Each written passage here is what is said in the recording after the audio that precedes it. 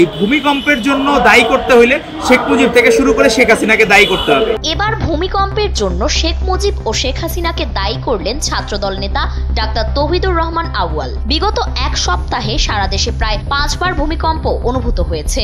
সর্বশেষ বৃহস্পতিবার বিকেলে 4:15:20 ভূমিকম্প অনুভূত হয়। আবহাওয়া অধিদপ্তর জানায়, রিক্টার স্কেলে ভূমিকম্পের মাত্রা ছিল 3.6। এরপর সংবাদ মাধ্যমে দেওয়া এক সাক্ষাৎকারে প্রসঙ্গ কমে আউয়াল বলেন, ঢাকা শহরে অপরিকল্পিত নগরায়ন শুরু হয়েছিল শেখ মুজিবের সময়ে। 1971 থেকে 1975 সালে রাজক থেকে সব অপরিকল্পিতভাবে অনুমোদন দেওয়া হয়। তখন থেকেই অপরিকল্পিত বিল্ডিং ঢাকা শহরে আকড়া পেতেছে।